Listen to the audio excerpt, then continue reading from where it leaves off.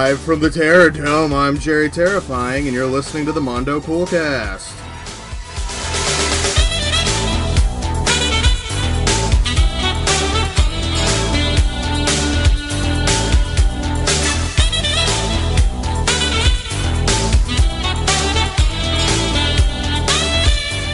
I've been having some weird issues with my copy of Pokemon Red, and I'm going to talk about that.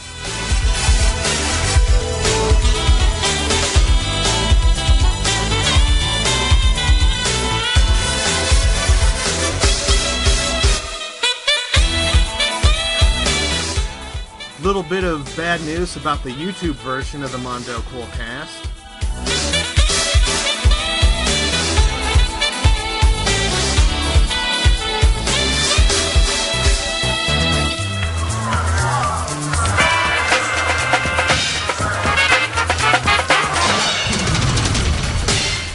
Gonna do a little bit of talking about Gauntlet Dark Legacy for the Xbox.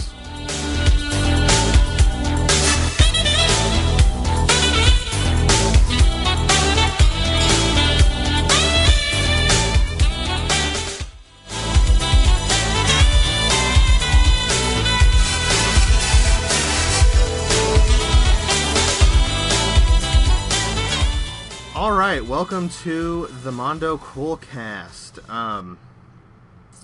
Yeah, I got some stuff to talk about this week. Let's see. First, new things on the website. Earlier this week, Shintai put up his review of Dynasty Warriors Gundam 3. He really enjoyed that game, so check out his review. It's very well put together, and it might sell you on the game. This is something that I put up on YouTube a little while ago, but I put up my review of Queen on the website just because I haven't yet, and I was like, well, shit, I uploaded it to Blip, I might as well do something with it. Yeah, and the music on the show, alright? Last week, or 2 weeks ago, I started uploading the show to YouTube. I'm gonna stay on top of it and make sure that every episode gets uploaded to YouTube. And I had a problem after I uploaded last week's episode. YouTube's algorithms are like, fuck you, you put up music, it's owned by these assholes, take it down, you're going to hell, you son of a bitch. Luckily, I didn't get a big strike on my account, it just automatically put ads up. So, I went ahead and deleted it. And that's the second video I've had that does that. Now, that's not a big deal, and I don't think that counts negatively towards your account, but that doesn't look good, and it also makes me worry about applying for partnership, and yeah, so that's kind of shitty. So from now on, what I did was I took out all of the music from that episode, and that's the way it's going to go from now on for the YouTube version. So if anyone listening to this on YouTube gives a shit, download it on iTunes, or go to mondocoolcast.com. There's a download link, there's a Flash player. You can get it on the website if you want to hear the music, which you probably don't. Personally, like, there's this one podcast I listen to, and they play music in between segments, like full songs, and it always kind of grates on my nerves. So, you know, it is what it is. But, you know, nothing major, nothing that's really going to impact the show, but it does kind of suck that their algorithms picked up on that. I started playing a game called Gauntlet Dark Legacy. It's on the PS2 and Xbox, maybe on the GameCube, don't really know. It's kind of a hack and slash game, and it kind of reminded me of something like Diablo, but it's offline only. It's 4-player, so that's pretty sweet with the Xbox. You know, you can just plug in 4 controllers. And, yeah, man, you just run around and beat up enemies, you collect loot, you buy items, you fight bosses. It's pretty fucking sweet, dude. I highly recommend it. I'm a big fan of YouTube user Burger Writer. And, he was doing a playthrough of it. And I'm going to write something in my notes, link to Burger Writer's channel, so that You know, that actually happens in the show notes if anyone wants to check out his channel. He's this gruff old veteran from Texas, and he reviews restaurants like IHOP, fucking Waffle House, and all these other, you know, local Texas places that he has. And he also does 16-bit RPGs. This is one of the first newer games I've seen him play, Gauntlet Dark Legacy, and it's something that was on my radar before. But after seeing it, it's like, oh man, I'm just going to go ahead and get that for the Xbox and give it a shot. And see, I've gotten to the first boss, so I'm not very far into the game, but I've been having a really good time. You just run around, solve puzzles, kill a lot of things, level up, loot. You know, if you like Diablo, you'll like this, but there's no online mode, and even if there was, the original Xbox Live is dead. You know, you can get 4 people locally to play. And, you know, there's a PS2 version, and like I said, I'm not sure if there's a GameCube version, but I think there is. And, so, look into it if you like Diablo-style games. I really enjoyed it. I was thinking about doing a playthrough of a game so that Kaiser wouldn't be the only person throwing up playthroughs on the website. And I was going to do Pokemon Red or Blue, because it's been a while since I played through those games, and it's really pointless to play them. Like, if you're into Pokemon, it's kind of shitty, because with the Game Boy Advance Pokemon, you can play those and carry them over to the DS games, to the Diamond, Pearl, Platinum, Soul Silver, and Heart Gold. You can carry over all the what the fuck are they? Emerald, Fire Red, Leaf Green, Sapphire, Ruby. Yeah, you can play all those games and then transfer those Pokemons over. So it's kind of a bummer that you can't do that with the original Game Boy Pokemons, you know? So it's kind of its own little self-contained series where you can swap amongst all the original Game Boy Pokemons. But whatever, I was thinking about playing that. It's been a long time since I played it, and I really enjoyed the original games. And so I picked up my Pokemon Red cart, which is so glitched. You pretty much can't do anything. Back in the day, you know, 10, 12 years ago, I was using the missing number glitch, duplicating items. I used Game Shark to get Mew. I legitimately caught all 150 Pokemon between my Red and Blue, and, you know, I was kind of proud of that, and I had a complete Pokedex, and it was fucking sweet, right? And now I pick it up, I turn it on, I move 2 steps, the game freezes. I look through my Pokedex, the game freezes. You do anything, the game freezes. So I delete my save. There's a button combo. It's like hold up B and select, and then it asks you if you want to delete your data. And I did that. I start a new game. I put in my character's name, Bongo, for anyone that wants to know, because I thought Bongo was pretty funny. And then my enemy's name was Tardo. And started playing the game. So I get outside of the house, you know, I talk to my mom, I fucking get the potion out of the PC, I go outside and I save, and then I throw it in my Super Game Boy so that, you know, I could restart the game and start recording. And oh man, shit got nuts. I load up the save, everything's fine, I go inside Professor Oak's lab, and I talk to, you know, Tardo, and the game freezes and it does a sound dump. You hear like hundreds of Pokemon cries, all sorts of weird shit, and you know, crazy glitches. So I started recording the glitches. One of them, I talked to one of the girls out walking around outside in Pallet Town. The game freezes, the background vanishes, and it's just you and that girl, and it's dumping through all the sounds. I went back inside the house, I talked to the mom. She fucking just disappeared. It started with the sound dump, and she just fucking vanished. And that was pretty cuckoo. So, I made a topic on GameFAQs like, this is what's happening, any ideas? Someone suggested removing the battery and letting it completely kill the save. They said that even if you do delete the save, there's still some data that has been saved that, you know, besides just the player game data. So I opened it up, desoldered one of the connections, pulled the battery out, let it sit for a minute. I didn't see any capacitors or anything on the board that would hold a charge. So, as soon as I took out the battery, it should have been completely wiped. Soldered it back down, and man, it happened again. I loaded up the game, I played, I got to the first town, and then it started getting glitchy. So my Pokemon Red is completely fucked. I do have a save on my Pokemon Blue that I've only got 2 badges, like, 6 hours on it, so I'm just going to go ahead and restart that. But kind of bummed that I couldn't get around the Pokemon Red glitch, because I would have liked to get all 150 again. I was thinking about getting new batteries for all my original Game Boy Pokemon games and going through. But fuck that. I'm going to do a playthrough of Blue. I'm going to do it on the Nintendo 64 with Pokemon Stadium 2. If you have the Game Boy Transfer Pack, you can play the Pokemon games on your TV through the N64. Now, why would I do this over the Super Game Boy? If you use an N64 controller with the D-pad, it actually is comfortable. It's got a nice big D-pad that I do enjoy.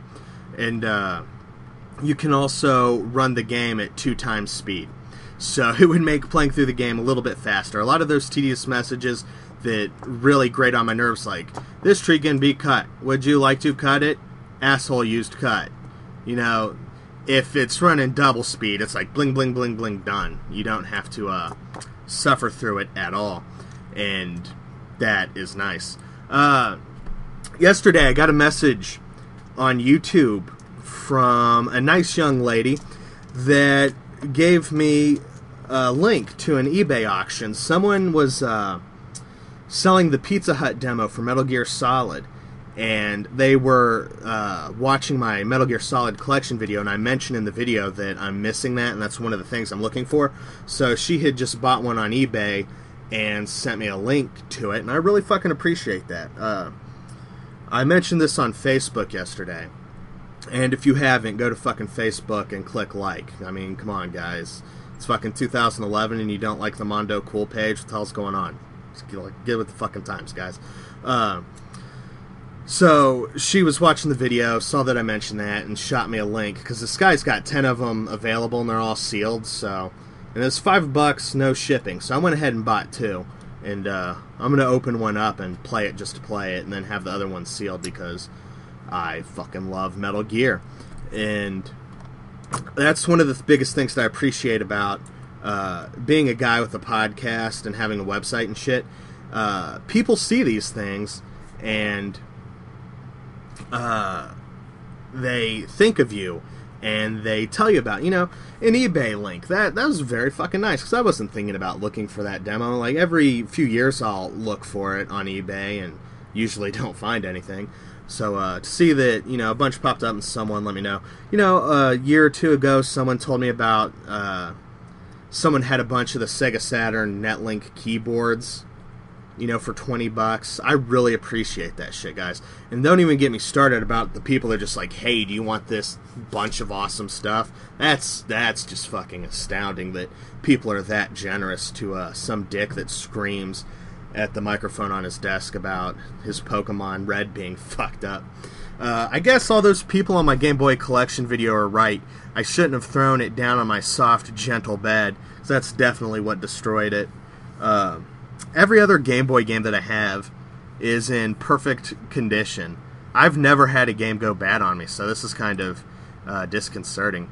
And the last thing I'm going to mention in the Jerry Solo soapbox rant moment, fellow YouTube user Jillpoo3, his account has 3 strikes on it, and it got shut down. Once you get 3 strikes, they just shut the shit down, and I believe you can get it back eventually, but it's difficult and hard. So he'd made a new channel, and it's Jillpoo3, but instead of the number 3, it's THREE.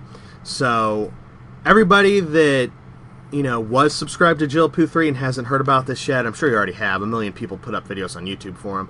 Even Happy Console Gamer stepped in and added him to that recommended subscriber thing on HCG's YouTube channel. So I'm sure he's going to get his 2,000 plus subs back really fast. I've never actually talked to the guy, but I do watch his videos, and he does seem like a really nice guy.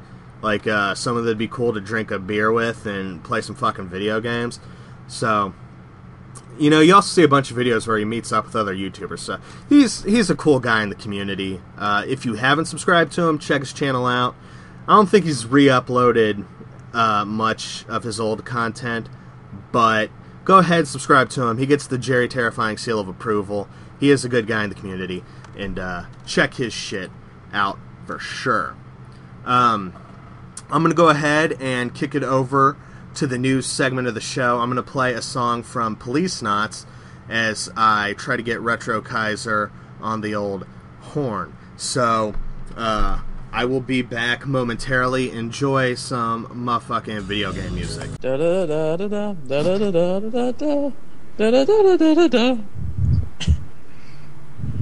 Two, one. Alright, and we should be live. Fucking last week, the volume for this part of the show, which is too complicated to explain, was barely fucking registering on my little soundbar meter. So it's still happening. I had to go through an Audacity, and the entire co-host segment of the show, I had to bump up the volume. So it's looking like I'm gonna have to do that again, and I don't fucking know why, and I don't appreciate it, and goddamn technology is such a... I had that problem with my show a few weeks ago. Up as live, but when I listened back to the recording, it actually came in just fine, which is weird.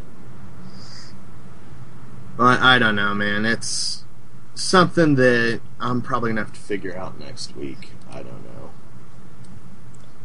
Like, I can bump up the volume on my second computer's Skype, which I don't know if that'll do anything. Now, please say oh, I can hear myself.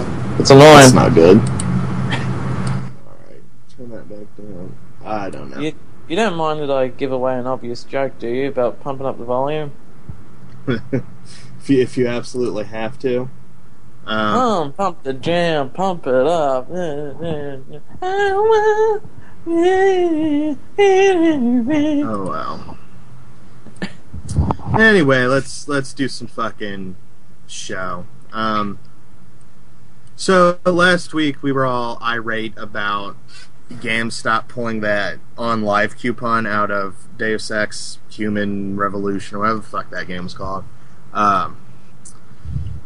GameStop apologizes with a $50 gift card and a buy two get one free used game deal in the store, which I guess that's a nice apology, but wouldn't it have been a lot cheaper if they just let people have the coupon and not went crazy and recalled the game and all that bullshit?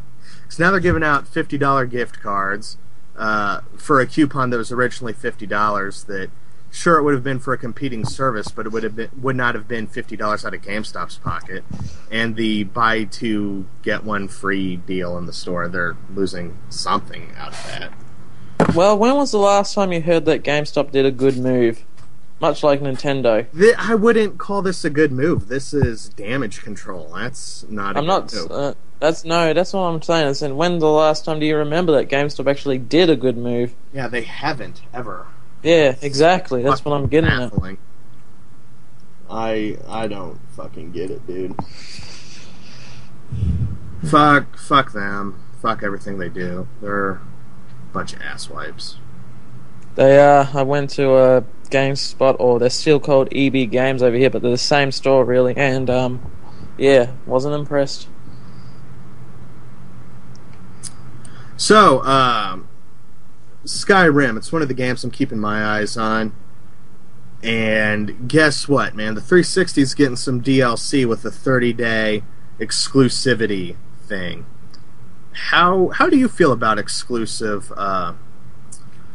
shit like that? You know, where the DLC comes out on one platform early and is exclusive for however long. I actually don't mind if it's up to a week, but 30 days, that's a bit bullshit. Especially since I know friends that have PlayStation 3s that want this game. I figured they'd be a bit upset. I think that's a little bit unfair.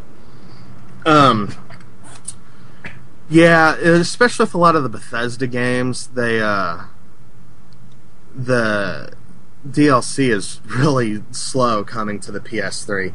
The PS3 version of Oblivion didn't get all of it. You know, if I want to buy horse armor, I got to do it on the 360, and that's just unforgivable. And you know, it took forever for the DLC to get to the PS3 for Fallout 3, and yeah, shit.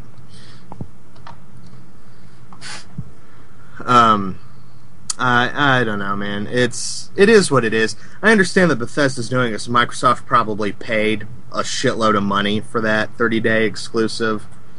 And in the long run, I don't think most gamers will even know that the DLC's coming to one platform early. I really don't think it's going to make a dent. So I guess it makes sense for Bethesda to just go ahead and get that money if it's there. Sounds like typical Bethesda to me.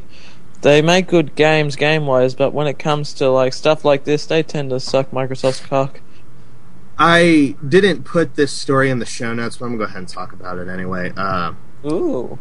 Yeah, I know. It's more Skyrim shit, so it's relevant to the discussion. I don't know why, but every time I hear Skyrim, I keep on thinking it's a brand new car wheel. I keep thinking of Skyrim Job, but that's because I'm a lot more perverse than you, apparently.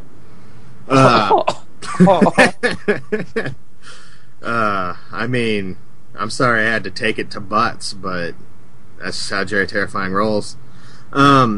No, they're talking about how they're gonna patch the game. There's some like innovative new way to fix the glitches. It's gonna be like automatic updates just as you play the game and it discovers shit. It's gonna report it and fucking work on fixing it. Some big long technical article, and just the main thing I took away from it was like, well, at least Bethesda knows that you know their games are awesome. And I understand that as big as they are, it's going to be hard to, catch everything in the quality assurance phase. But it's good to see they're doing something about those glitches. I know that it wasn't all their fault New Vegas, but Jesus, man, that game dropped in value fast. Like, that thing's dirt cheap right now, and has been for a while, because of all those fucking glitches. A lot of people are just like, fuck this, selling it. So, it's good to see that they're taking that into consideration. They're going to try to do something about fucking Glitch Fest. Sounds like Bethesda's games have more glitches than an NES Pirate Cup. I don't think it's that bad. Not as bad as... Oh, wait, Fallout New Vegas was Bethesda.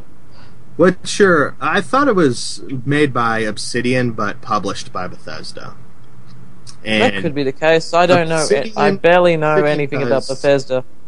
Obsidian does pretty sloppy work. Like, they've got a lot of... They do a lot of sequels, too. Like, they did Knights of the Old Republic, too. Great game. Glitchy as fuck. Alpha Protocol, their, like, first IP of their own. It's a role-playing game for the PS3 and 360 and PC, and it's, like, espionage spy shit. And super glitchy. Like, it is very rough. Like, it looks like an alpha build. Like, they need to... Sega made them publish it long before it was ready to go. So, not all their fault, but a lot of their games get rushed out, and it's not it's not so much their fault. It's just the publisher's like, no, the game's being released now, and they go out before they catch it. Sega. Some of the few... I'm not happy with Sega, as you obviously know by my Melty Blood video when I post it on YouTube. Oh no, man! Sometimes you take shit too personally. Who, me? Yes, you. You act like Kotaku killed a family member. Although I did give him credit for bringing Game Center CX in English. Some of their writers are garbage. There's two in particular that I really don't care for. And then there's two that I do like. Like, a lot of their writing's good. And they don't stuff, a ton of opinions in. And they let the shit speak for itself. Anyway, what about times when you did like Sega? What about Sonic CD? You're a fan of that game, right? I did a whole playthrough of that, which you can watch on the site. That's true. And if you enjoy what you see there in that playthrough, coming soon to Xbox Live, PSN, and the iOS, motherfucking Sonic CD.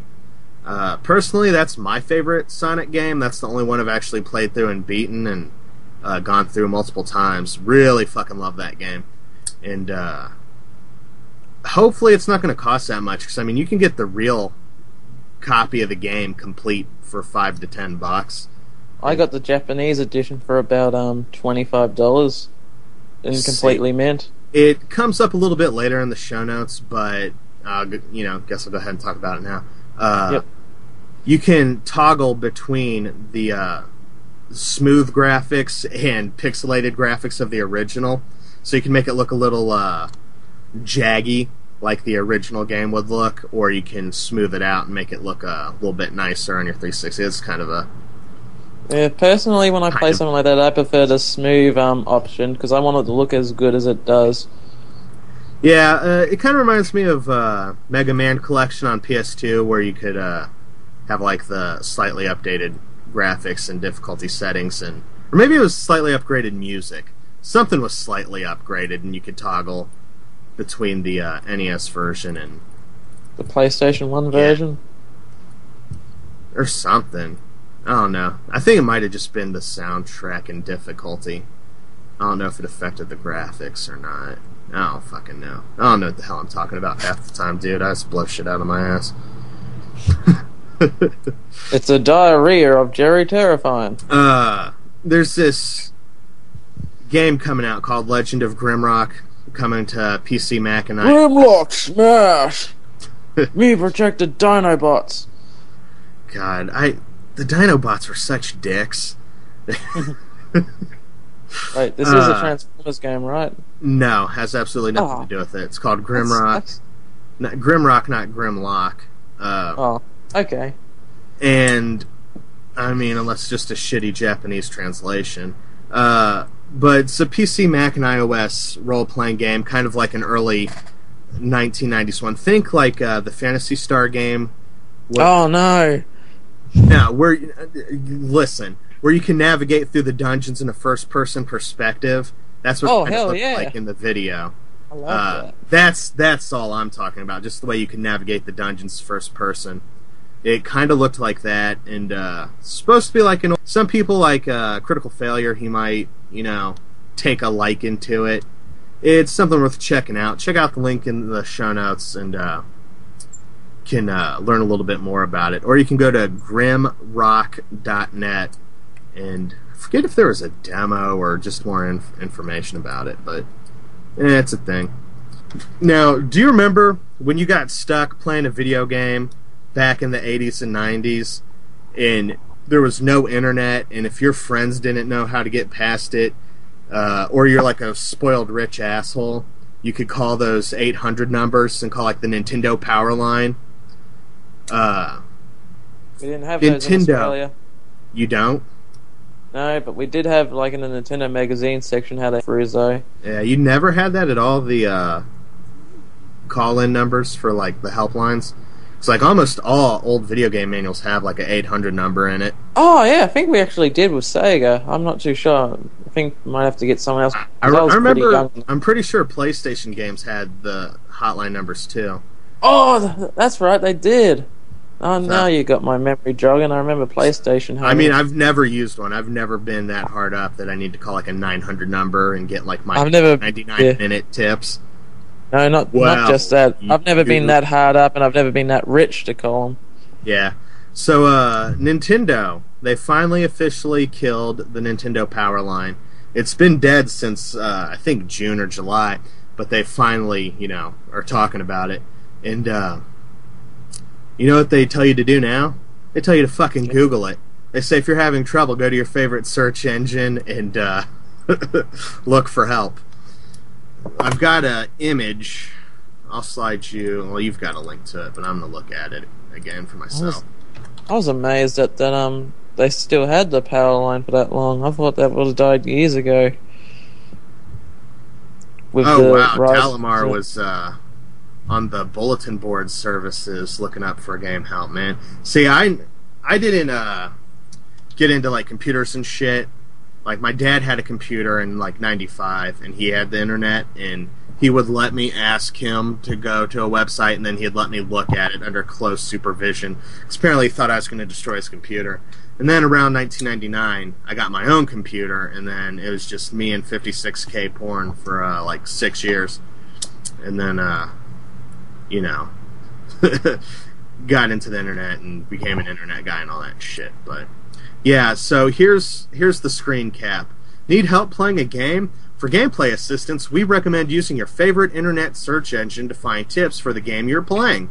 Some helpful words to include in the search, along with the game's title, are walkthrough, FAQ, codes, and tips. So, Nintendo's official response to getting stuck in a game is, fuck you, Google it. And I was a bit worried there because when you mentioned you looking at 56K porn, I was worried, and you said screen cap. I was worried you was going to send everyone a photo of you jerking off to 56K porn. Why would I commemorate that occasion with a picture? That's just creepy and terrible. My first computer, man, had this weird problem. Like, I had a standalone 56K modem, and whenever the lights were blinking and it was actively downloading a page, if I moved the mouse, it would freeze. So I had to get into the habit of not touching the fucking mouse until the page fully loaded, and that's also why, to this day, I know how to do fucking everything with keyboard shortcuts. Because, you know, you're trying to look at a picture of some boobs, they take 3 minutes to load, you accidentally bump your mouse, and then you can't do shit.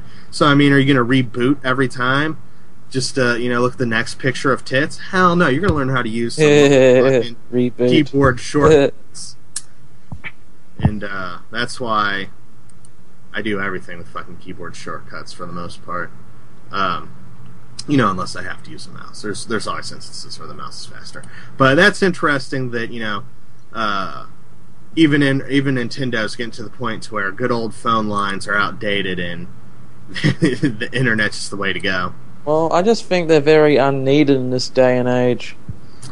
Definitely. I mean, most people have the internet, and if you don't have the internet, you know someone that does, and you just be like, hey, doofus, how do I do this or that? Look it up for me. So, even in the parts where, you know, shit's super rural. Plus, you know, game guides for the people that are out in the boonies and don't have any real internet access. Still game guides and shit. So, I don't know. I've never used a hotline number. I wouldn't. Shit's too expensive. For like a 5-minute call, you can go out and get one of those fucking guidebooks. So, is what it is. Or for even less, just look up game facts. I'm talking about people without the internet, so it's kind of hard to look up game facts on a corn stalk. I keep clicking the cob, but it's not loading. What do they have, like, just bricks of wood and their logo instead of the apple with the bite out of it? It's just a corn with a bite out of it. Corn cob with a bite out of it. There's a couple of games that Natsume were going to put out on the 3DS, but they've been delayed because nobody owns a fucking 3DS yet. Surprise, surprise. So more game delays. Well, see, I think it's kind of a chicken and egg sort of problem. Nobody has a 3DS because there's no games on it. Nobody's putting out games because nobody has a 3DS. So it's kind of one of those, like, shit cycles where how do you get yourself out of it? I don't think putting out Star Fox 64 in 3D is how you get out of that hole. But a new Pokemon game would do it for sure. Oh, fuck. Yeah, I'm surprised Pokemon Black wasn't a 3DS launch title. If Considering how close it came out. Yeah, I mean, if they put another year of development into it, and made it a 3DS game, like really pushed the hardware on the 3DS and made that a launch title, dude, there would be 3DSs in every fucking nerd's house just because of the Pokemons. Pokemon's a big selling game. And, I don't know, I think they kind of... It's Nintendo being Nintendo. When's the last time Nintendo did something smart? 1991 with the Super Nintendo? Shit. Get the fuck out of here. I don't know. The games they're delaying are Gabrielle's Ghostly Groove, and I forget what type of game it was, but I thought it looked kind of cool. And sounds like a dancing game with the Ghostbusters. You know, like in what movie was it when they were performing at children's parties? Yeah,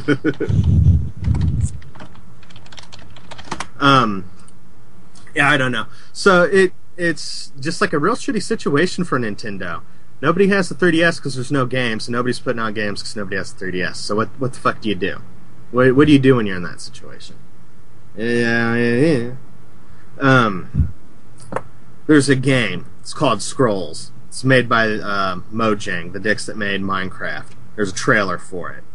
I believe it's supposed to be like a strategy card game. I don't think I even watched the trailer. I just put it in the show notes because someone might care. I'm going to put a link to that in the show notes. So if anyone cares to see what Scrolls is, the next hit game from the creators Scrolly lowly low. Scrolly lowly low. Not to be confused with Skyrim Job. Completely different things.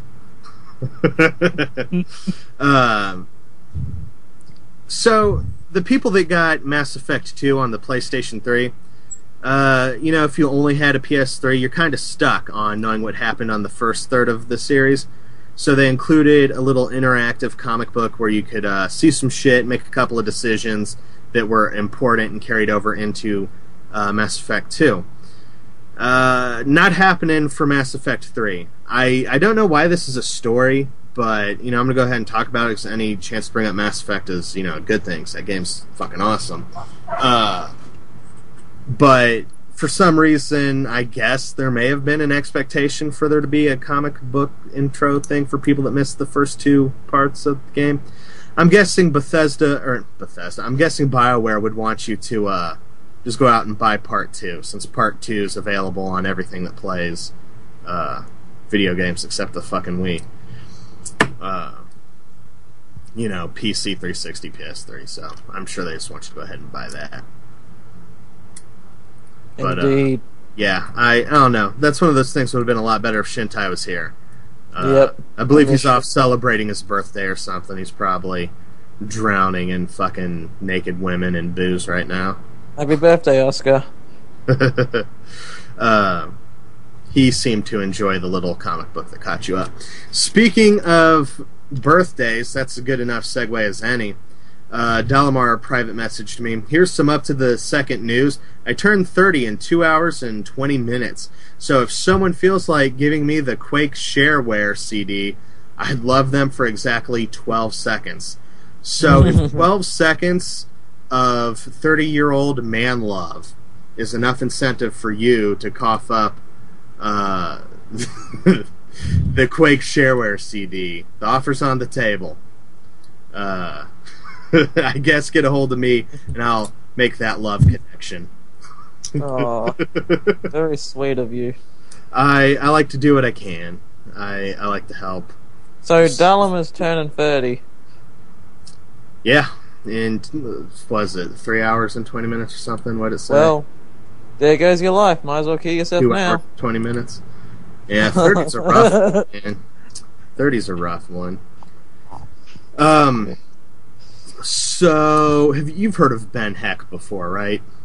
Heck yeah. Mr. Ben Heckendorn. I knew a kid named Heckendorn. Kid was an asshole. Well, he was. Fifth grade, and he was smoking weed. I mean, that's pretty young to be smoking dope. I was like, oh, he's a bad kid. He's smoking the marijuanas. Stay away from that prick. Well, Ben Heck was summoned by the Halo gods to modify some original Xbox Duke controllers and make them into 360 controllers. There's 8 of them that he was commissioned to make, and there's going to be some sort of giveaway or some shit for when Halo HD remake comes out, and it's some sort of tie-in. It's kind of cool. I wouldn't mind having one. The Duke controller's actually not that bad. The grips are fucking huge. If they were just a little bit smaller, it wouldn't be bad at all.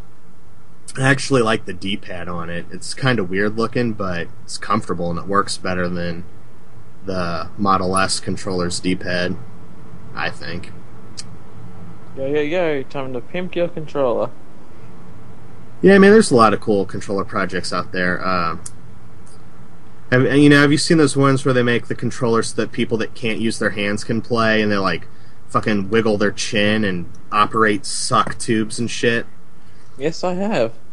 There's a lot of cool shit out there. And I keep getting text messages, and I have to respond to them because I'm obligated. Sucks. And I can't read them out loud because it's about my private life. My girlfriend saying shit about her mom, so I guess I just said it. Although, if it was text messages about his privates, then he'll be able to read them on air. Oh hell yeah, fucking tell everybody about my dong. Torchlight II showed at PAX. It's gonna be a $20 I wondered why they call you. Sorry. Still stuck on the dong, I guess. Geyser. Get off it, Geyser. Torchlight 2. They showed it at PAX. I got a link. You can check that shit out. $20. Kind of like a Diablo game. If you watched Mondo Cool TV episode 7, I talk about Dungeon Hunter Alliance. More of a polished version of that. $20, good price. I believe this one will have multiplayer. The first Torchlight looked really good, but there's no fucking multiplayer, and I believe it was a 360 exclusive. I've only played like one game online on my 360 for like 2 hours, and that was it. So, I do most of my online gaming on the PS3, and hopefully this game will be coming out to multiple systems, because it looks good, and I'd like to play it with some of my PSN friends. Let's see. This bitch is asking me what I'm doing. What do I do every Thursday at fucking 10? You talk to some random Australian. And a Cuban. Yep, and a guy with a kid. Yeah, there's nothing particularly interesting about Critical Failure now, is there? No. Let's see. Yeah, I lost my place on the show notes. Okay, you were not a fan of this, but I wasn't. Yeah, I put it on my show notes, but I neglected to put a link because I'm apparently a dipshit, and I guess it's fate. I saw this on Kotaku, and it's a pilot for a show styled like The Soup. Do you guys have The Soup in Australia? Do you know what the fuck I'm talking about? Yeah, we have it on a sports channel. I'm not a fan of that show either. Wow, it's on the sports channel? That seems like an odd fix. It's all about talk shows and celebrity gossip. I know, but but funny enough, the next week the sports channel just turned into a reality TV show channel, like MTV did. Yeah. How much of this did you watch? Did you just watch like the first minute and give up on it? I watched about half of it, and then I gave up on it. I think about a quarter of the way through it picked up. It was a pilot. He pitched it at Comedy Central. They did not. They passed. It has potential. Like if he did this and continued to do them on his own, it might become a big thing on YouTube. I could see that happen. Certainly. It's just certainly I can actually see something like that actually picking up, but I just wasn't a particular fan of that episode. Yeah, I can see why you didn't like the guy. If you go back and watch the last half, there's this part where he's like on location, and these guys have like a gymnasium, and they teach people how to do like basic parkour, free running shit, and backflips and whatever. No, those guys are fucking. I mean, I'm sure they're all assholes, but that shit that they're doing is fucking awesome. I would love to have that much dedication and ballsiness to jump off a parking garage. But I'm too much of a pussy. Like, even if I got back into when I was in super champion mode, when it's all about lifting weights and fucking doing that shit, I could never do a backflip, so I was pissed, and I needed someone to spot me, and I never had anyone that could, around to spot me to do a fucking backflip, right? So, honestly, and I've got that fear. Like, I'm so fucking terrified that if I did try to do a backflip, I would land on my neck and die, and then I would just be found outside, fucking neck snapped in the grass, and like, what the fuck happened to this guy? I'd have the same fear as you did, but honestly, if I was as fit as that, I'd just be using that to impress the ladies. Walking around on the beach in my Speedo, flexing my muscles in front of bikini babes. If I still had my marathon endurance and my fucking superhuman weightlifting strength, and I had this magical ability to do that parkour bullshit, I would be an unstoppable thief. It would be me, my balaclava, and rubber gloves just stealing shit all day long. Oh, no, like, do it. What the do fuck it are you dressed going up to as do Mario. What the fuck are you going to do when I jump on a house and start going roof to roof? Fuck you, I'm going to vanish. Mondo cat burglar. If I had that much ninja skill, I would just become a ninja and steal things. That's just the way it would be. No, do this. Do it on Christmas Eve. That way you ruin every dream of every child. This show that we've been talking about, it's on YouTube. It's called Jonah's Arcade. I'll get the link and I'll put it in the show notes. And the last half of it was a lot stronger. He went to this place where they teach people how to, jump over things and, tuck and roll, like do a barrel roll. Tumble thing. And that part was funny. It was pretty well delivered. The humor, I can see where you're coming from, but he was a guy in front of a green screen, and, the energy wasn't there. Like, he wasn't in front of a live audience or a fucking camera crew or anything. So, it was all laugh track, and I would say about 40% of his jokes were pretty fucking weak. But if he continued, polished this shit up a little bit, did it online, I could see it being fucking huge. The production values were pretty good, and I believe he's a part of some real big podcast that I've never fucking heard of, but other people have.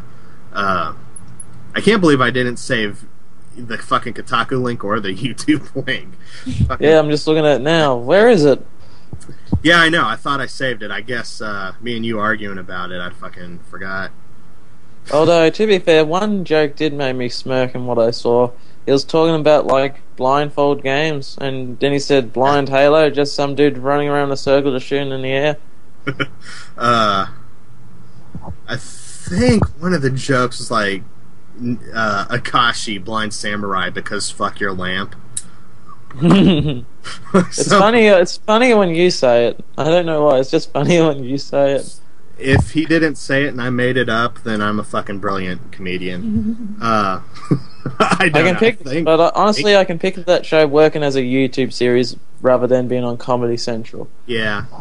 It has promise. For a pilot, it has promise. I doubt the guy's gonna keep doing it on YouTube, but I could see it becoming pretty fucking popular. And, throw some ads on that bitch, the motherfucker can make money for himself. Fuck having a contract with Comedy Central. And then there was a clip of some kid playing a game, and then a dog started humping him. And I know that's just a clip from YouTube, but that shit cracked me up. Some more great news about GameStop. Oh no! You know what planking is, right? It's where you get hit in the. Is it what pirates make you do? No. Although that's not a bad idea.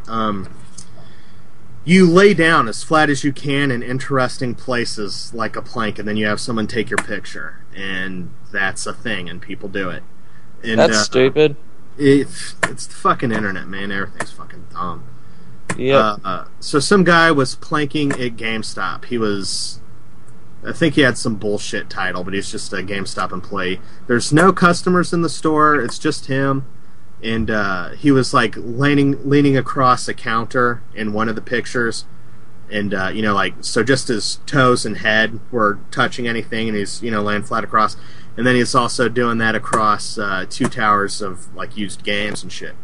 And he put that on Twitter or Facebook. Some of the GameStop overlords that spend all day monitoring employees' internet activities saw that shit and fired him. The documentation that he got when he was fired was vague. It didn't give a specific reason. And he found out it was because of the planking when he filed for unemployment, and it was blocked by GameStop. Which, a lot of the people in the comments were like, oh, well, they have a good point because he was endangering himself, You don't have to fall far. Any, head trauma can kill your ass, even if it's just a couple of feet. Which is true, but unlikely.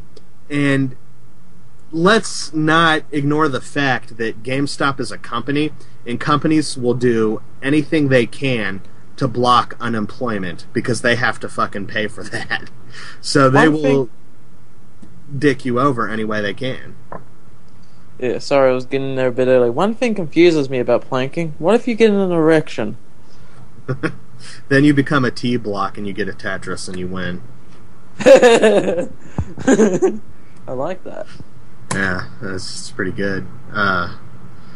See, some asshole, like this is a YouTube video, some guy did a Metal Slug video. It's actually really well done. He's just walking, to the right and shooting things. But everything he's shooting is all in-game graphics, and what impressed me was the shadows. Like when the paratrooper guys come down, you see the shadows on the ground.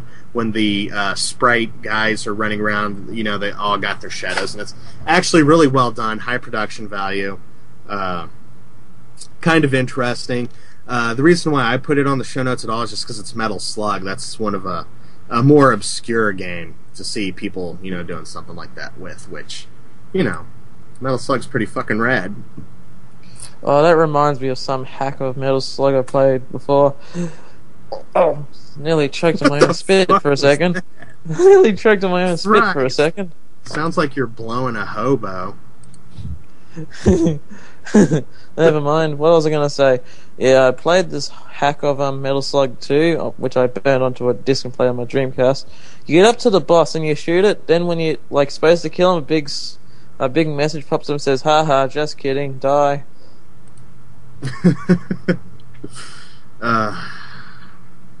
Man. Shit, man. Looks like we got a good turnout in the show tonight. Still no Balzac, man. Fucking school year. I miss Balzac. Balzac's a good guy. I'm surprised he didn't get any comments in this week, and I hope he's not gone forever. He is Come a nice home, kid. Balzac. Come home. See, this is another news story that would have been great if Shintai was here, man. He would have had the show Oh, out. looking at this, yes, I agree. So, man. I know it's his birthday and he's out, fucking partying and impregnating half of Miami, but... It'd be funny if Oscar woke up the next morning and wound up in a garbage bin. Dude, how old is he? I think he's 22 or something. It's not... Yeah, I was shocked to find out he's not that much older than me. He's only 22. I forget. I don't think it was 21, but...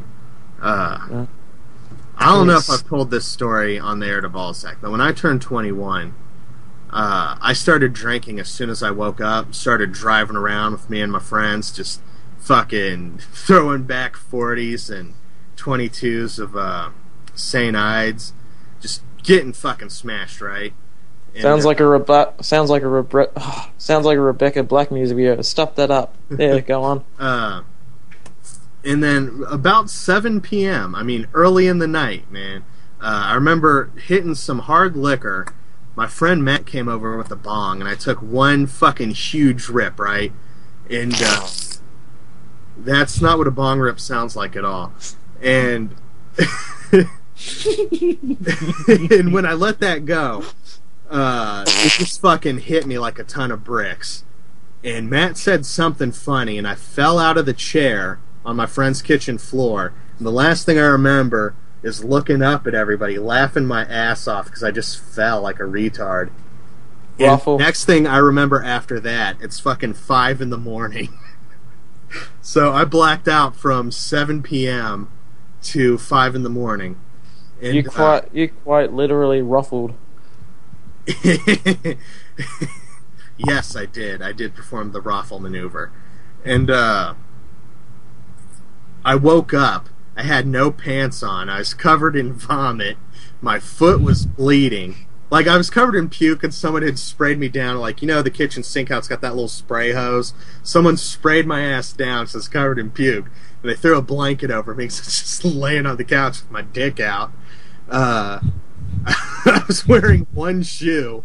My other foot was just, you know, barefoot, and my foot was bleeding out of my big toe got cut real bad, and everything fucking hurt except my left elbow. Everything else was just in agony. Then he pitched the idea to Paramount Pictures. They screwed him over and made The Hangover. Didn't get a hangover from this. I woke up and I was still drunk. I woke up and I started screaming, "Pants! Where's my pants?" And someone threw pants at me and I put them on. And boot! Where's my boot? And you know, eventually got resituated, and still drunk as shit. I'm like, what the fuck happened? Why is my foot cut? And someone said you were stomping in the trash can, and Billy was eating beans earlier, and you cut your foot on this can of beans. How does this relate? I was like, what the fuck? And how does this relate to Persona 4 Golden Edition? Shintai's birthday and drinking. I assume he's out getting drunk. I'm just telling a fun story. Fuck you for interrupting it. I'll stop telling it. Let's talk about Persona 4. Apparently, though, I gotta get this in. While I was naked, I was chasing around Matt's girlfriend and Jeff's girlfriend with my pants off. Matt's girlfriend had a nickname. We called her Starfish, because she had kind of a rosy pink hue to her, and she's a little chubby, so she looked like Patrick from SpongeBob. So she was real bubbly and dumb, so we called her Starfish. And maybe she wear nothing but shorts. So I was chasing her around with my dick out, screaming, "Starfish Barnacle! Starfish Barnacle!" I wish I remembered any of this. This is what my friends tell me. I wasn't fucking there. So at some point I locked myself in the bathroom. I was apparently chasing the bitches around, just going nuts. Matt tried to knock me out for my own good. And, that's all I remember being told. Starfish Barnacle. Matt and what the fuck was her name? Amanda. They had no idea what the fuck that meant. I just knew I was chasing around yelling "Starfish Barnacle" over and over. So that's how I spent my 21st birthday.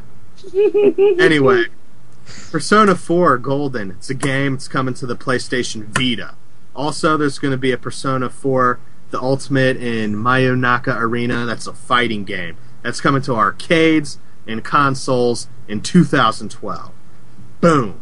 How about that shit? I'm speechless.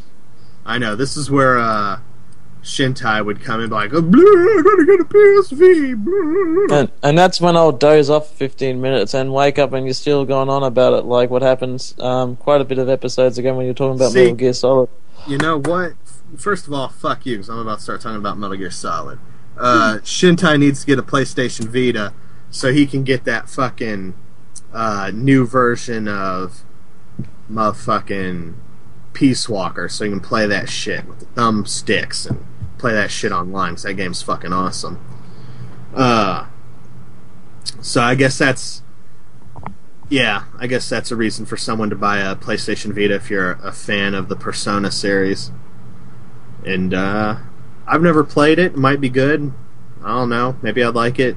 Maybe you'll like it. If you do PlayStation Vita, it's hard to argue with that shit. I plan on getting a PlayStation Vita. Every time I've been hearing something new about it, it's just been giving me a big Sony boner. Yeah, dude, it's looking really good. Man, this I'm gonna say it, but I don't know. Sony might actually overtake Nintendo in the handheld market, and that's pretty fucking cool. I mean, they've been dominant there for over 20 years. So Well, that's Nintendo's own fault. For years they've been delivering Game Boys, but this time, instead of delivering a Game Boy, they delivered a Lynx. yeah, man, it's that traditional design philosophy of just use cheap material and sell it for a little bit less. They delivered the cheap hardware, but they forgot the sell it for a low price point. You know? Like, when the Game Boy came out, it was $89.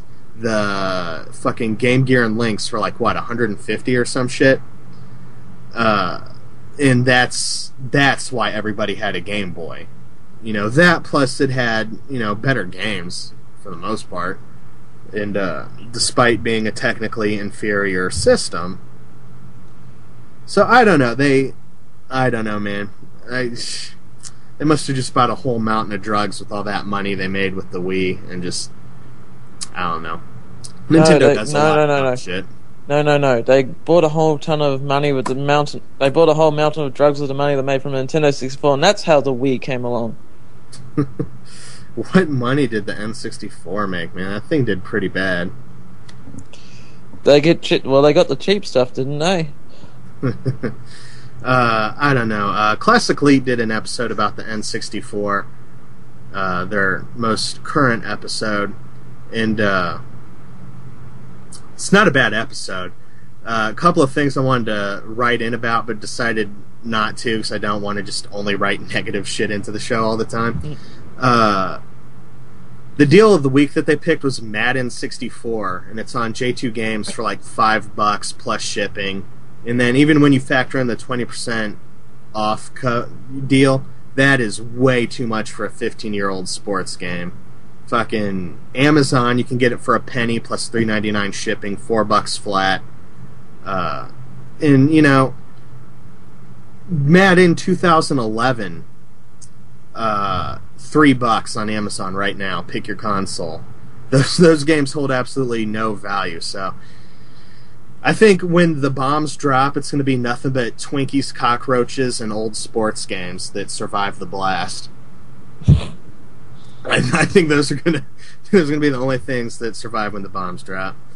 And I don't know, man. N64 is a fucking thing. I don't even know how I started talking about that. Fuck that. I am playing that Pokemon Stadium 2, though. Playing the Pokemon Blue through it. I'm going to start recording a playthrough. I talked about that earlier in the show. But, yeah, whatever. N64, Ooh, Nintendo, I've got a playthrough rival. Yeah, I want to get something out and do something original with it. I don't know. I don't want to talk about that on the air. Mortal Kombat Arcade Collection hits the PSN. The first 3 arcade games, PSN. Download that shit. It's available right now. It hit the PSP years ago. Yeah, but now you can get it digitally on your PlayStation 3. So it's better. No way! You're gonna be fucking me. Yeah, whatever. Never been that big of a fan of Mortal Kombat. I mean, it's cool and all, but the only way I really want to play it's in an arcade. And drunk without any clothes yelling, Starfish Barnacle. Yes, that's how I want to do everything. Dick out, Starfish Barnacle, high and drunk as fuck. Those are the fucking days, man.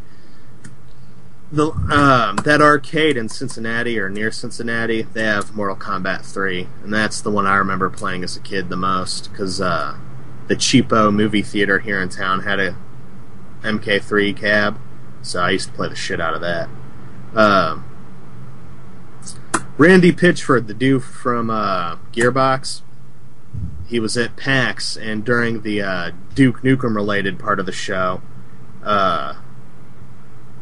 he pretty much hinted, he didn't really say anything that like interesting, but there is going to be a new Duke Nukem game made by Gearbox.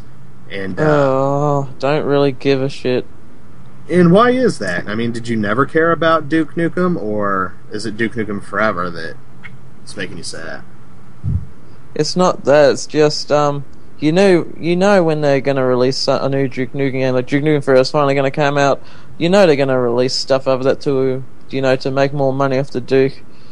Yeah, I mean, they bought the IP for a reason, and they went ahead and released Forever just to be like, well, this is what the fuck they were doing for so many years, but now we're going to make a fucking Duke Nukem game. And, Gearbox, have you played Borderlands? I mean, they make some pretty solid games, dude. Yeah, but they also make some pretty bad ones as well. Example. I don't know because I don't play their games. So your opinion is invalid. Get the fuck out of here, guys. I'm just trolling you, dude. I would like to see, like, there's been a bunch of Duke Nukem games, like all those console ones, like Duke Nukem and fucking Babeland or whatever. 0 Hour. It's another one. I've never played any of those, but Manhattan Project. Yeah. Duke Nukem Advance. Duke Nukem. What was it? What was that Duke Nukem? Duke Nukem 3D on the Sega Mega Drive. Have you played that one? No. I have, unfortunately. Wasn't that like one of the Brazilian tech toy games? No, it came out in Russia officially too. Jesus. Believe it or not. And it sells for like over $100 on eBay, which I've played it. I don't think it's worth that much. Where'd you play it? Emulated or? I've just found it when I used to burn games onto my Dreamcast, which I got this one full of nothing but Mega Drive ROMs, Mega Drive Genesis ROMs, and that's where I played it. Interesting. So emulated. Yeah. I don't know. Expect to hear something about Duke Nukem somewhere in the future. Anyone that cares about Fallout, I'm going to have a link to this in the show notes. There's a web series. First episode came out. I really wasn't captivated by it, but I'm also not the biggest Fallout fan in the universe. What are those fucking nuclear mutant guys called? The ghouls or something? I have never played a Fallout game, so you can leave me out of this article. God, you're such a queer. There's one of the characters, one of those zombie guys, and the zombie effect is pretty fucking cool. So, I mean, at least check it out for that. I mean, it's got some decent production values, but I gave it like 3 minutes of my time. It's just like, whatever. Not interested enough to keep watching, and put it in the show notes because I know there's a couple of people out there that listen that give a shit about Fallout, and you may get some enjoyment out of this. Let's see, we already talked about that. Skyward Sword, how excited are you for the new Zelda? Not that excited. Are you just not a Zelda fan, not a Nintendo fan, or not a Wii fan? Last Zelda game I played was Twilight Princess, and after that I sort of just, have been out of touch with Nintendo. Yeah, Twilight Princess didn't really do anything for me. The last Zelda game that I played, or the most current Zelda game that I played that I absolutely loved, was Wind Waker. Fucking loved it. Great game. Everybody should play Wind Waker. Twilight Princess just wasn't doing it for me. Like, it's like, this is kind of cool, whatever, it's Zelda. And, yeah, once it got to that bullshit where it made you start turning into a wolf back and forth, it's like, this sucks. Eventually I'll go through it and beat it, just to say I've beat it, but Skyward Sword looks kind of cool. It's got a different kind of art style. It's going to be one of those ones where, I anticipate a lot of people saying, this isn't hyper-realistic, fuck this game, kind of a Wind Waker reaction. And I'm thinking that's probably going to make me like it. I imagine it being kind of easy because of the Wii Motion Plus, mandatory thing. But there's a limited edition coming out. $70. For another $20, you get a Wii Remote Plus with its gold, and the first batch of games that release are going to be coming with a music CD. Wait, did you say a gold Wii Remote? Yes, a gold. The first thing, color. Right now I can't get gold member out of my head now. Yuck. Yeah, so it's coming with that and a music CD. The way the article reads, It looks like the first batch of the vanilla version, the one without the controller, is also going to come with the music CD. And it's a bunch of the orchestral tracks from that, 20th anniversary bullshit they were doing. Oh, I didn't like that symphony. For a symphony doing Zelda music, they did a pretty weak job. Well, this is something that I thought of a while ago, but I never really mentioned it on the show. There's a lot of things that are having their 20th anniversary right now, Nintendo-wise, and I think maybe that's why they're not going all out for any of them. Because, there's the Mario 20th anniversary that just happened, or 25th. Metroid, that just had its little birthday. And there's just all these series that all came out at the same time. And, it kind of sucks to see Nintendo dropping the ball. They could have done something really special for all of them. And, all we get is a symphony for Zelda. Get the fuck out of here, man. You can do better than that. I mean, as much as they're hurting for money right now, I bet they regret not doing anything special that, quick cash grab. Even that That's on Nintendo. Even that bullshit Mario compilation they released that, I've had since 1993, they probably made a little bit of money on that and generated some buzz. They could have released an awesome compilation for Zelda. Start with the GameCube fucking release, the Zelda Collector's Disc. Throw on Link to the Past. Maybe, fucking... Link's Awakening, even? Link's Awakening, even? Yeah, that, the Game Boy games could fit on that disc, on a disc. They could have had a hell of a great Zelda compilation disc. Just add a couple of things to the existing Zelda compilation that runs on the Wii perfectly. It would not have been hard to port and enhance that. Probably been cheaper, too. Cheaper, made more money. Instead of having the Wind Waker 20-minute demo, throw the full version on there, throw Link to the Past, and maybe some of the Game Boy games. I don't think they would do that. Just keep it to the console shit. And just take the collector disc as it is, add Wind Waker and Link to the Past, and dude, that would have been fucking awesome.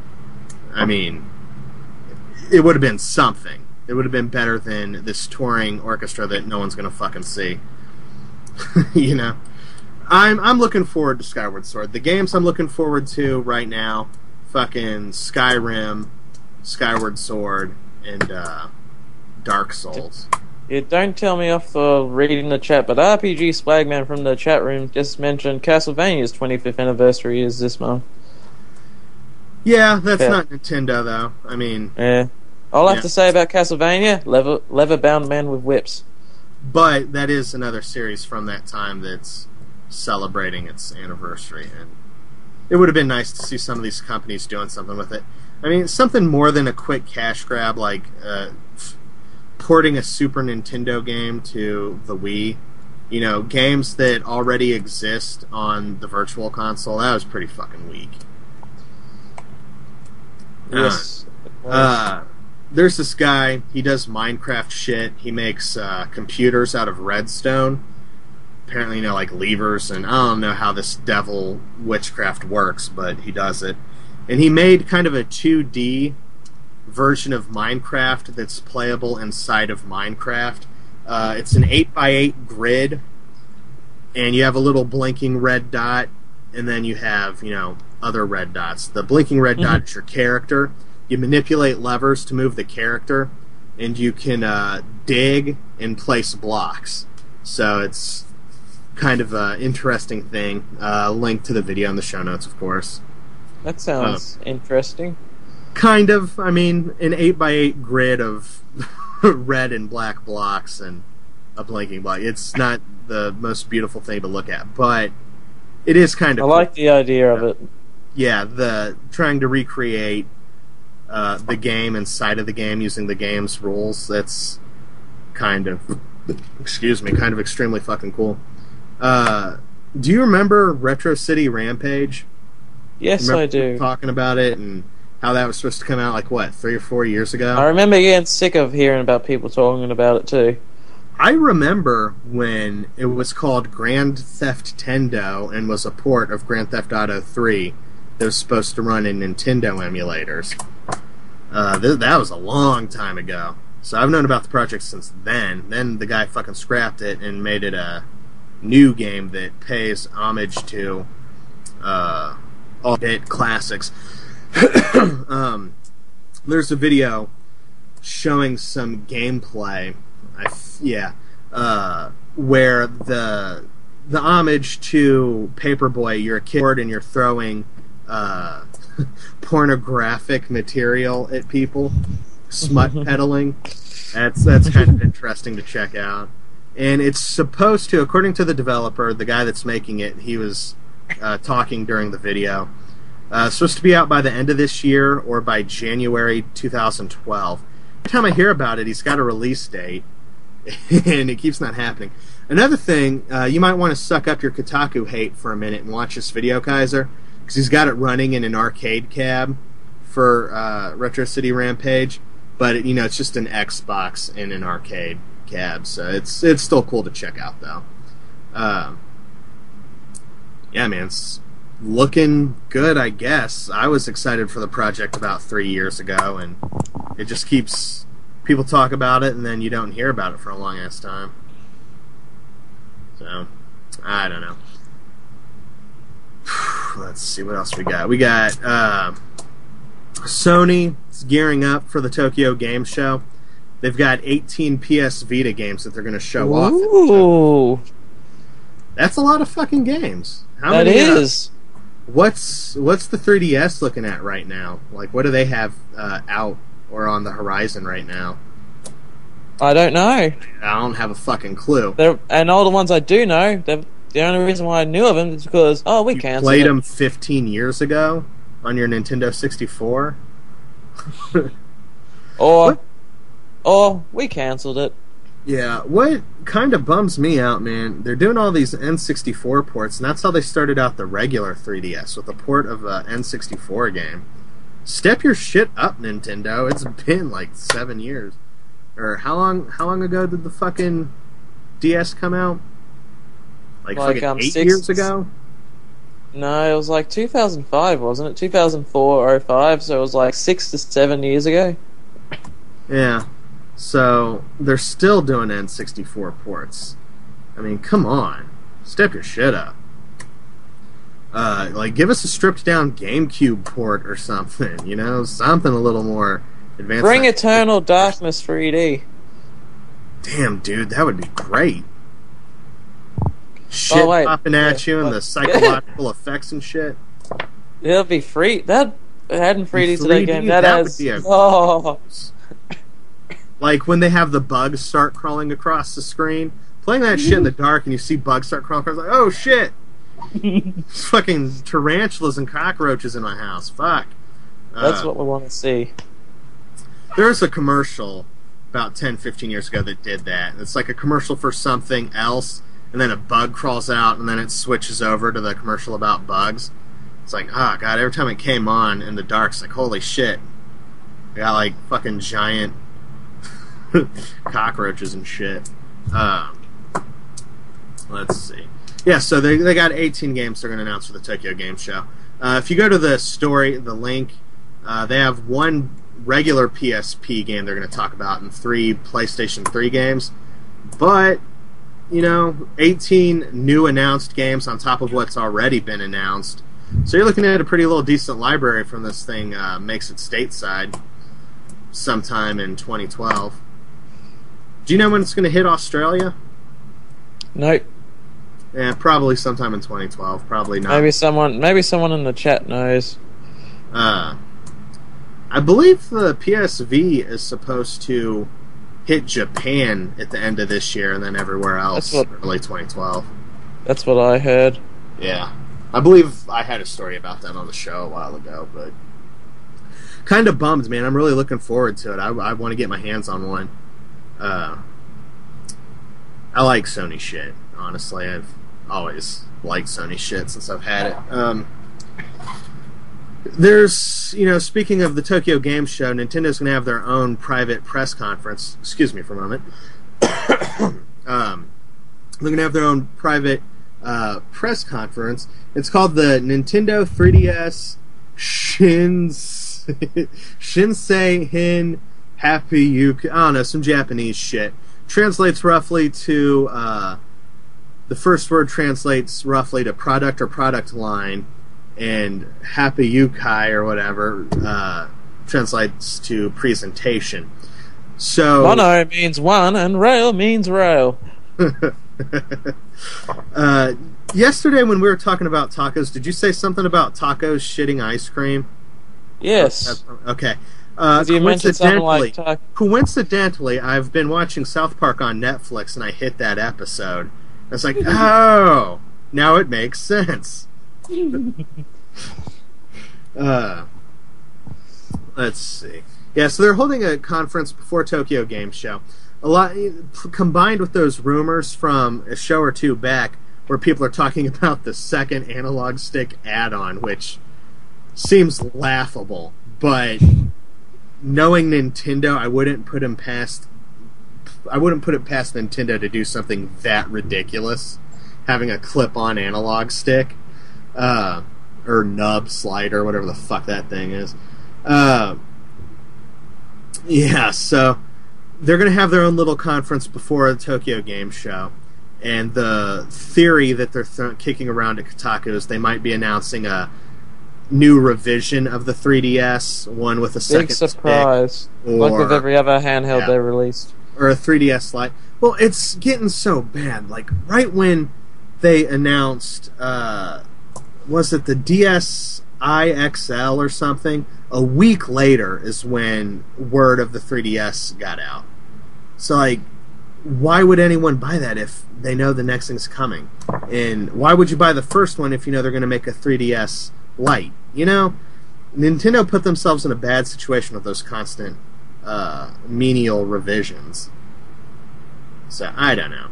Yeah, I don't know. It's fucking Nintendo. Who knows? I might keep my eye out for a 3D or a DSi XL, because I do need a new DS. Mine, the hinge is fucked up, and I don't like that. It just like flops around loosely. It doesn't snap into place like it used to. And if I'm gonna get a replacement, I'd like to get the bigger one. But yeah, whatever. So Nintendo's gonna have a show. Current fucking theory is it might be announcing a new revision of the 3DS. Which, Jesus, man. Wouldn't that be embarrassing that they have to drop the price by fucking $80 and then have a revision come out ultra cheap? That would really piss off those early adopters. If I was an early adopter, I'd be absolutely fucking pissed if that were the case. So Nintendo's turning to Charlie Sheen. Yeah, I don't know. Fucking Nintendo. I don't want to feel this way about Nintendo, you know? I grew up as a Nintendo kid. My Nintendo, Game Boy, and Super Nintendo. You know, up to that point, I was definitely a Nintendo kid. And it kind of sucks, man. It does. Feel this jaded and contemptuous towards them.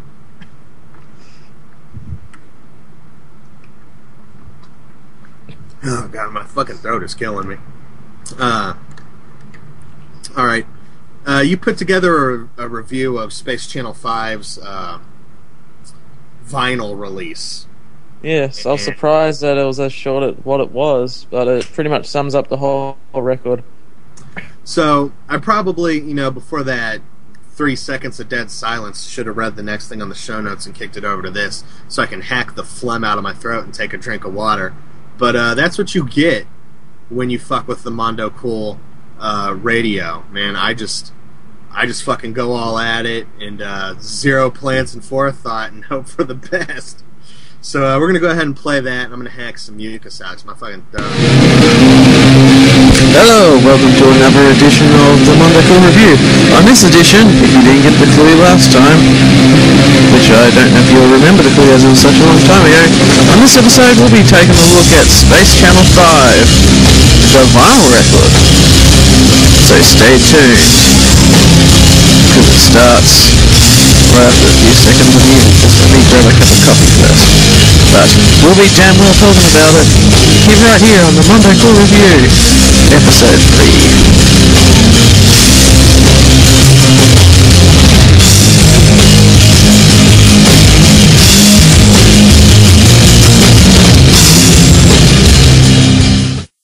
Today, I thought I might do something with a mixture of both my loves, vinyl records and video games. So, with them both combined, you get something like Space Channel 5 on vinyl record, or the correct title is Inspired by Space Channel 5. It has 3 tracks, and believe it or not, it's actually quite disappointing. Except for the third track, Spanish Flyer, which is a pretty kick-ass song. But the first 2 tracks are... Well, the first track is a nice big 10-minute remix of Spanish Flyer, which is quite annoying and tedious. And the second side has another Space Channel remix, which is slightly better, but the only reason you'd probably want this is for Spanish Flyer. So overall, it's actually quite disappointing than what you might think. Although it does make one hell of a collector's item. So, vinyl record collectors get it, Space Channel 5 fans get it, but if you just like listening to stuff, you probably won't even get a vinyl record anyway. So, yeah, if you want to track down one of these, mine cost me about $50 to import from Japan, but I've never seen one since then, so if you do find one, expect to pay around $50, because that's how much they're worth. Sadly, that's it. Not really much to say about this one. Well, if it was a game, maybe I'll be able to say more. Oh, that was a surprisingly short review. Next time on the Mondo Review, I'll be talking about Mechanic Infantry for the PC. Until then, guys, later.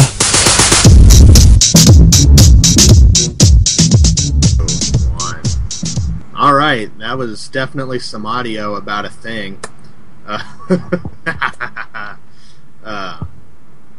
Sounds cool, man. Sounds like a really cool collector's piece that you picked up for yourself. Oh, it is. Now, It's listen one of to those- just ignore me writhing in pain. Is that one of your most prized possessions in your collection? Oh, it definitely is. I mean, even though it may not be the best one, it's just so badass to have in your vinyl collection.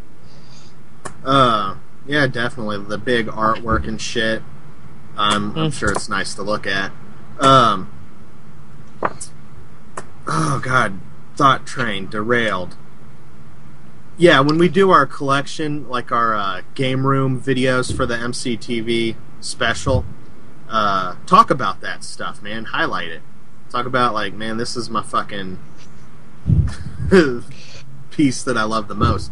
Like, I'm gonna talk about those laser active games you sent me, because those are definitely in the very, very tippy top of my favorite things in my collection. Like my all-time favorite is Snatcher. I think that might be immediately after it. Those two. Funny you should mention those Laserdisc games, because I got those the same day I bought that Space Channel 5 record from the same guy. Man, talk about fate and shit. It's fucking awesome, man. Anyway, let's kick it over to some emails. We got quite a few. First one is coming from Retro Kaiser. Why don't you go ahead and read that, since it's your message. Fight the Flame Lurker, Jerry. No, fuck you. Next one's from Liquid Bandicoot. Nice to see this week's episode this fast. Good job, JT. Hey, thanks, Liquid Bandicoot. I'm going to try to stay on top of that shit and getting them out as soon as possible. Next one is from M15 Granger. Hey man, often when I'm researching an old console through Google and such, I run into the video game console library. I was reading up some on the Memorex Viz, which I remember reading your article on it a while back. Scroll to the very bottom under links. Highly recommended additional sites/resources for this system. Nice articles on someone scoring the elusive Viz system, with a link to your Mondo Cool article. Sweet stuff, man. Any traffic to the site is awesome. Here's the link to the page on Console Library. I've actually seen that before. Like, right after I put the article up, is when that went on the console, video game console library, and I saw it in my traffic report on the website control panel thing. So I saw a couple of people were coming to the site through that, and I was very excited. And it's a small fucking world that you stumbled across that, and I'm glad you wrote in mentioning it. Someone actually just recently commented on that article, and they're saying that the games for that system are fucking impossible to find, and he leaves an email address for anyone that wants to make a trade or a sale with the guy, I suppose. Which I'm fine with. I don't mind that he did that. If he wants to get spam from some shit he left on my website, that's A-okay. But those games are fucking hard to find. Luckily, my Viz came with a piece of shit game, but they never pop up on eBay, and good luck trying to find, the games ripped. I would imagine that there's no copy protection, and you could burn it, but I did some mild searching looking for something to burn and test on it, but I couldn't find any ROMs or ISOs, so it was shit out of luck. Let's see. Did you read the bit that's under the link? Anyway, ran upon this BC, the Sega CD Sherlock Holmes games were also made for the PC Viz. Yeah, that's one of the better pieces of software, that Sherlock Holmes thing. No, I didn't see that. I looked at my show notes again, and I got confused as fuck, because apparently I put Liquid Bandicoot's thing on there twice, like a dipshit. Aww. Yeah, so I don't know. I'm scared to try the Sherlock Holmes games. It just looks like something that is not for me. Although, you can use a mouse or a keyboard with the Memorex Viz, so that point-and-click style game might be superior on the Viz, because you can just use a regular PC mouse, which is a lot better than the built-in controller. The wireless controller that it comes with is garbage.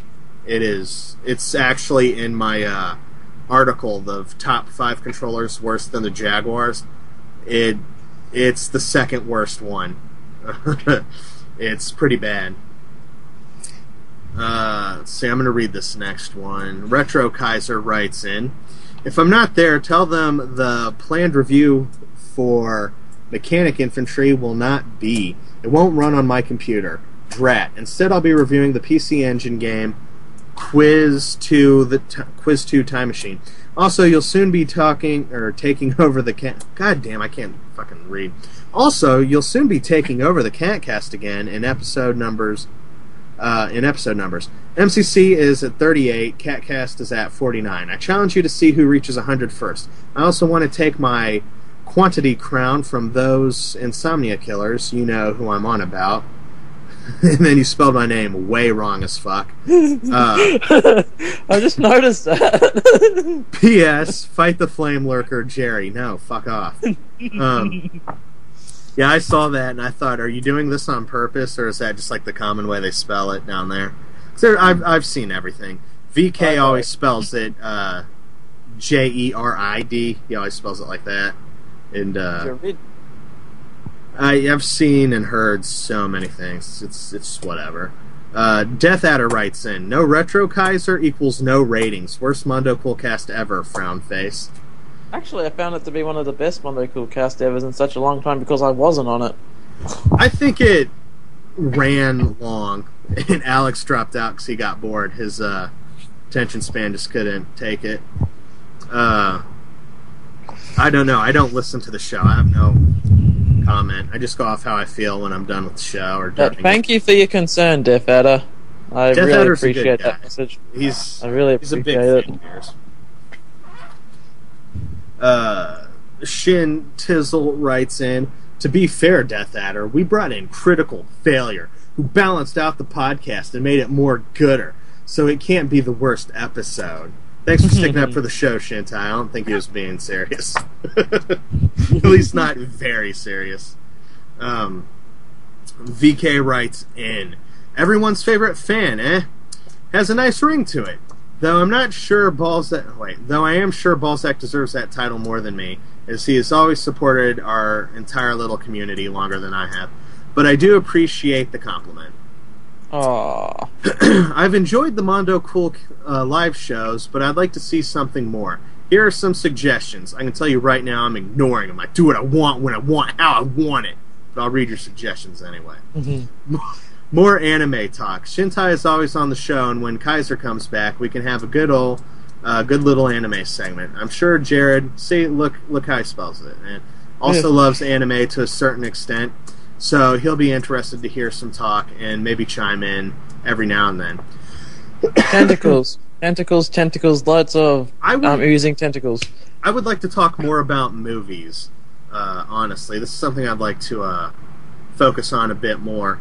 Oh, definitely. And can we throw animated movies in there as well? That way we're talking about anime as well as movies? I absolutely have no problem talking about animated series or feature-length films. I have absolutely no problem talking about anime. Yeah, because it'll be hard to get into some of those TV series because they can run an awfully long time. Like Gundam Wing runs for 49 episodes. I've thought about trying to come up with something Dragon Ball related and seeing if I can get Mike Labrie Vegito EX on the fucking show. Just because if I get him to promote it, he's pretty big in that community and that could bring in a lot of fucking traffic. So I'm trying to think of a way I can talk a little bit about Dragon Ball and get that dude on the show. Give him a nice big sloppy kiss on the lips. You know, maybe just talk about a bunch of Dragon Ball games. I still haven't gotten this yet. Tony swore to me, made a promise that he was going to mail me that Sega Saturn Dragon Ball Z game, which I believe is just like a slight variation of Ultimate Battle. Oh, that reminds me of something that I was shocked about.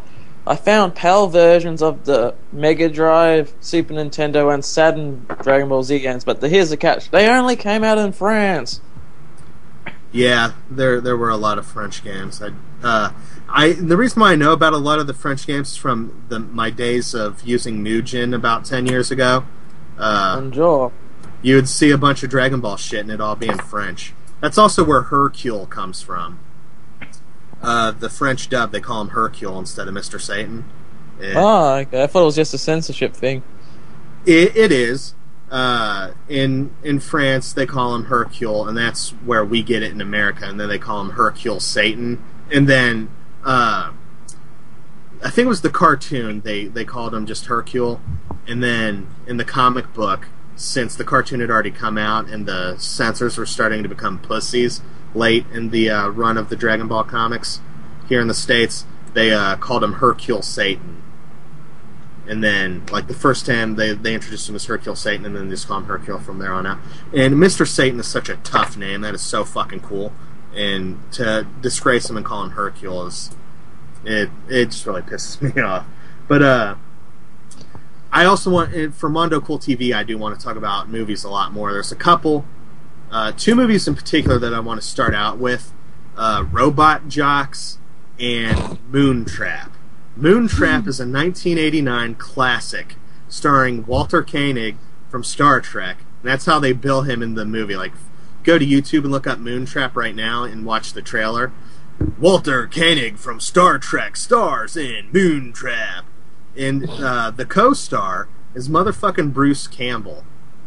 And the movie is about some astronauts that find an alien device that they bring back to Earth, and it starts chopping up lab equipment and dead bodies and becomes like a sort of technological zombie nightmare. So they go to the moon to find the threat and stop it, and it's real cheesy. And I remember watching Sounds like my kind of movie. I remember watching that when I was a kid. My dad brought it home on VHS, and it was not for retail copies. Like every 10 minutes, it would pop up and say, "This is not a retail copy. Stop fucking watching it, prick." And I forget what the purpose was. He knew a guy from a video store, and he had it. So we got this copy of Moontrap. My dad brought home, was like, "I got Moontrap. We're going to watch Moontrap." And it's fucking great. And so I got it again recently, and one that doesn't have that annoying message scrolling through it.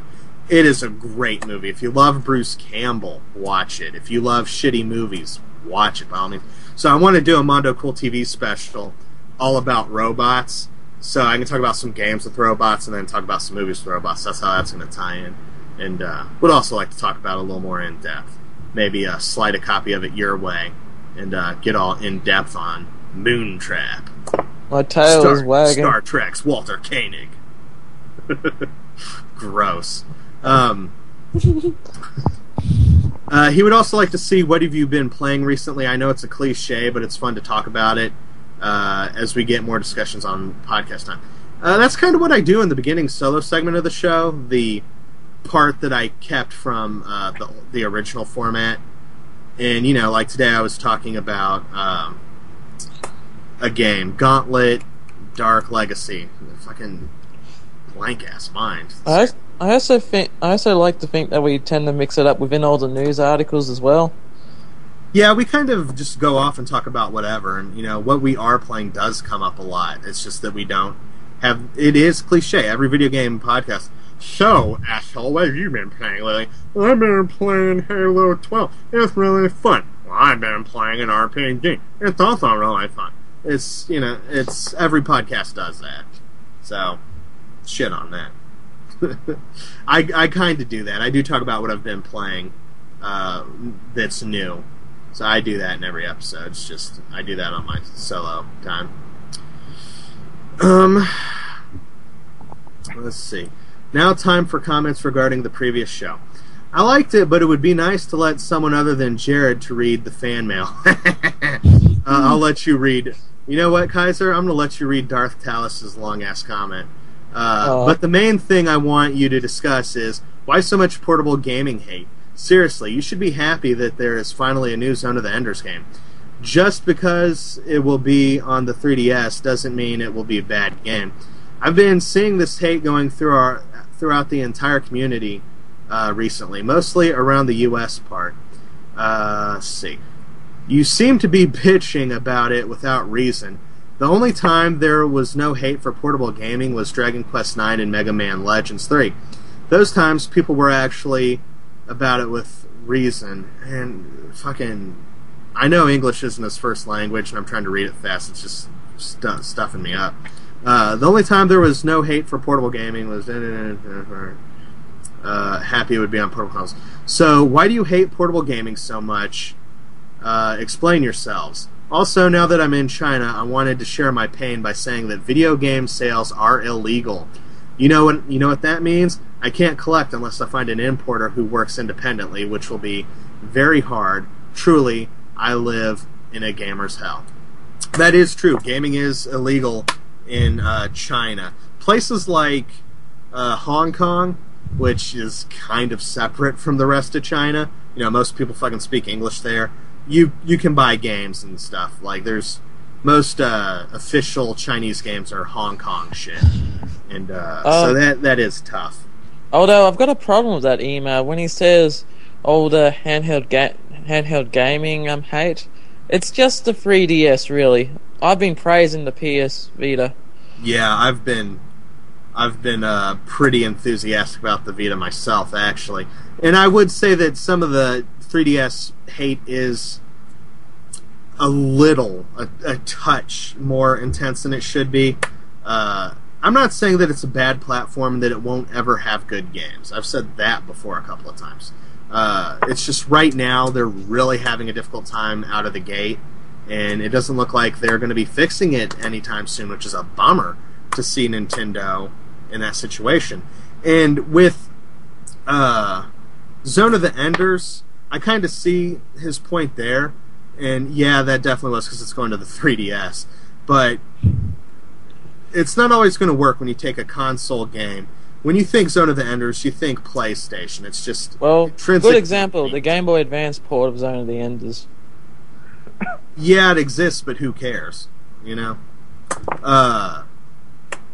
When you think of Crash Bandicoot, what system do you think of? PlayStation 1. You don't think of the shitty GameCube games that nobody likes? No. So I think it has more to do with it jumping ship to a different platform, not necessarily that it's handheld. That it's, you know, Shintai was, it seems like he's very much a PlayStation person, had a PlayStation 2, he has a PlayStation 3. A lot of people do have that, you know, they stick with the brands that they like. I mean, the obvious situation is to own it. You know, the best situation, the ideal situation is to own every console, every handheld, every platform. But not everyone can afford that. That shit gets really fucking expensive. I just kind of lucked into it. I still wouldn't have a 360 if it wasn't for Lorenzo fucking giving me one. And my plan for the 360 was exactly the same as the original Xbox. Wait till I can get one for $50. That was my plan. And I got one for less than that, so fucking mission success. Alright, read the very next comment, Kaiser. Or unless you have anything to add about the handheld hate. Fight the flame lurker, Jerry. No, fuck you. I'm sure you meant the Darth Talus one. How about you read the first paragraph of Darth Talus' comment and I'll take the next. Holy crap, this is a long one. I just need to take a drink of water, man. If you don't want to chug through it, I'll go ahead and Okay. I promised Darth that I would read the entire thing. So let's go. Let's settle up. Okay, take a deep breath and let's start reading this. I can You distracted me, Jerry. I can understand what you mean by dangling I can understand what you mean by dangling the carrot in front of the donkey with certain games, especially with trophies. I very rarely give in to the temptation where they're concerned. With two exceptions, Sega Mega Drive Ultimate Collection and Heavy Rain. In both cases, I just wanted to unlock all the extras for Sega and all the endings for Heavy Rain. However, I found I had a handful of trophies left and figured, why not? They were easy to get. As a result, I've got 2 platinum trophies on my PSN account. Good going. However, most of the time I just don't care. Not long ago, I finished the puzzle dating sim game Catherine. I went out of my way to unlock the extra modes and see all the endings. I haven't tried for all the trophies as the game is quite challenging, and attempting to do so would take up too much time. Oh, I've been there with some games, which I really don't have. If I ever decide to do so, all modes are open and I can return at any time. Besides, there are other games I want to play with the time I have to do so. Alright, continuing from where you left off. I know you like looking for bargains and getting value for your buck. This week I got the opportunity to go to the next town over. Whenever I go there, I always check the big chain stores, 2 specialty stores, and the pawn shop. The 2 specialty stores are EB and a store simply known as Game. I think they're a franchise, I'm not sure.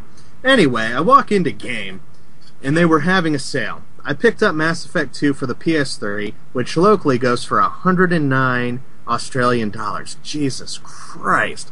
Regular retail. Oh, yeah. Regular retail for 28. They also had Ghostbusters for PS3 for 30, but I figured I might find it cheaper elsewhere. I looked in Big W and saw Mass Effect 2 for 88 discounted.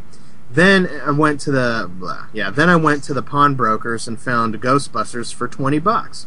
A stroke of luck, but hey, I'll take it. I also picked up Star Ocean 2 on the PSP for $15.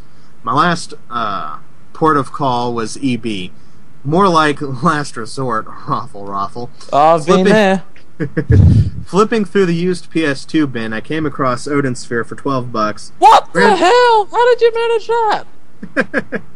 Grand total spent 75 Australian dollars. So for less than a discounted big name title like Mass Effect 2, I got 4 games in immaculate condition, with 1 being brand new. Oh, you lucky bastard.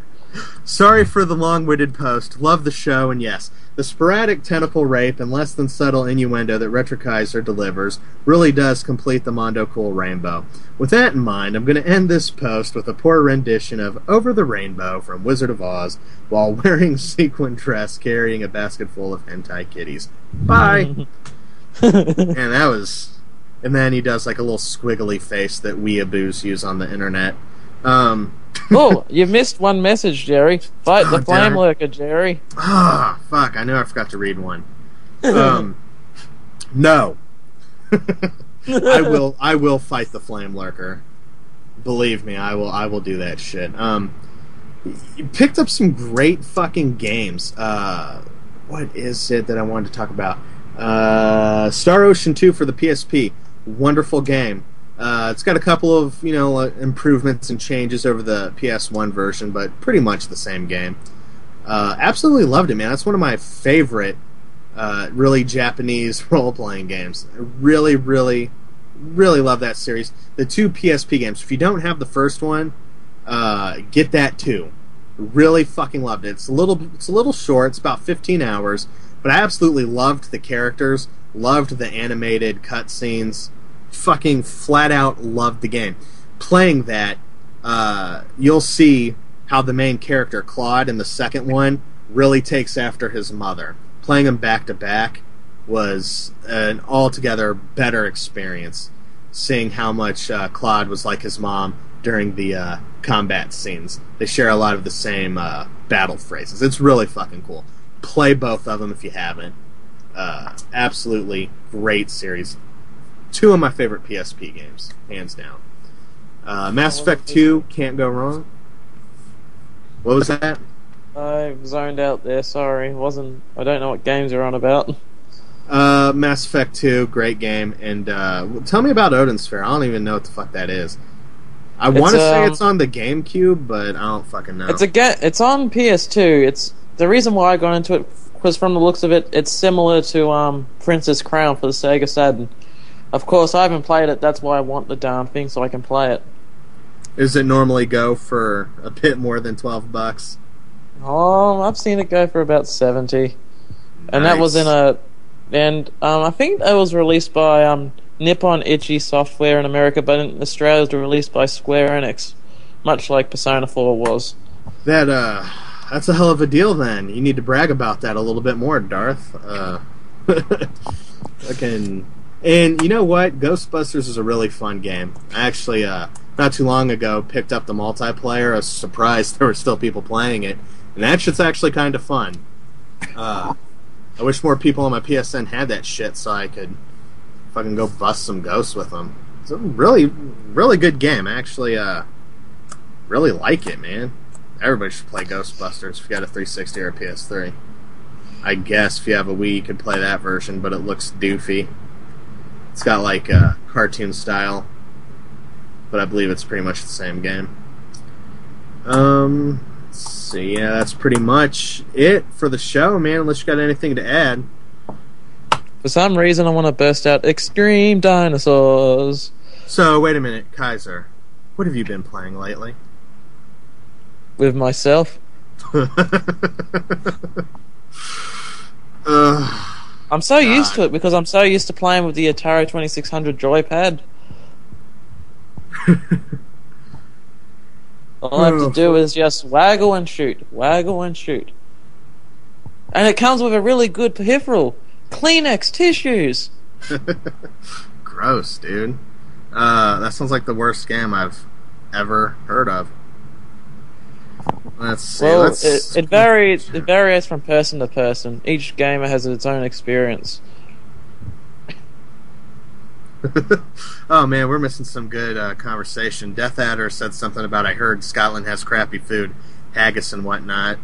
According to Dan, haggis is awesome. They only sell it near the 25th of January most places. That's the day after my birthday. Let's see. Burns Night. I'm hoping that's a holiday where they burn shit. Celebration of our national poet, Robert Burns. Interesting. I've learned things about Scotland tonight. And I've learned something. Odin Spear is made by the same people who did Princess Crown, so that's sort of why I got the similar feeling when I saw him. Fuck yeah, man. So that's probably what you've actually been playing with lately, and that's terrible. That's fucking horrible. It wasn't my question, it was technically VK's question, and you found yourself in a sticky situation, pal. Yeah, man, you just gotta be careful what you wish for, I guess. I've been playing that Xbox game and a little bit of Pokemon Blue, but I'm getting ready to reset the save and record me going through the beginning of the game through the Elite Four. If I had... if Red wasn't destroyed, I would try to complete my Pokedex. I guess I could do it with Pokemon Yellow. I don't know if there's any Pokemon... Yellow, the propaganda for the TV show, but the best way to get the starter Pokemon. Yeah, that's why I bought Blue. I specifically bought Blue to get the other 2 starters and the handful of Pokemon that were only on Blue.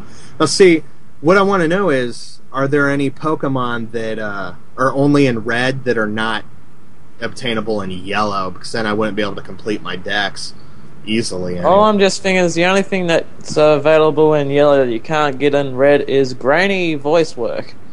Pikachu! It's like, nightmares. It's fucking terrible, the way that sounds. Pika! When you turn on Pokemon Stadium 2, the sound that Pikachu makes, I'm gonna turn my TV on. We're gonna listen to it. It sounds like really gross. It sounds like a sex sound.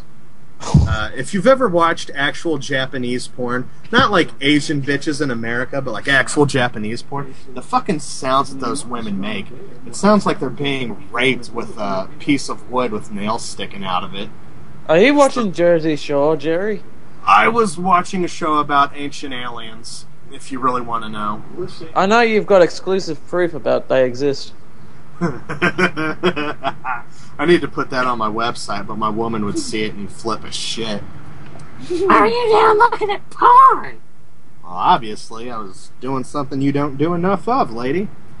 Alright, be quiet for a second. Let's see if we can pick up this horrible sound. Yeah, what the fuck is that? It's like... That's definitely sound like one of those, like... One more time, let's... What the fuck is that? Sounds like some Japanese porn sex sounds, and I don't know how that made it out. No, it'd be funny if you played that sound without anybody knowing it was Pokemon firsthand, and you quiz everyone what that sound was. It definitely sounds dirty as shit.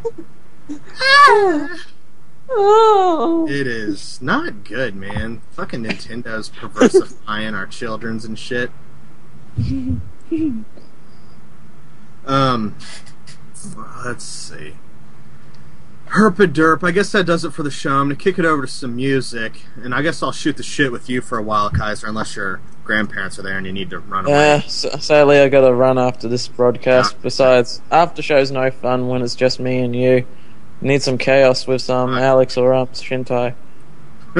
Oh crap, I just farted and it stinks up the whole room. Dude. I guess that does it for the show. I'm gonna kick it over to some music. It's from Brother Ali. I don't know, you might like it. I think there's a couple of lines that are pretty good from this song. It's some shit, it's some sound. You can hear it. We'll play that shit. Show's over. I guess I'll fuck around in the chat room for a little while with you guys since Kaiser's gonna bail like a dick. Thanks for making it out to the show, everybody.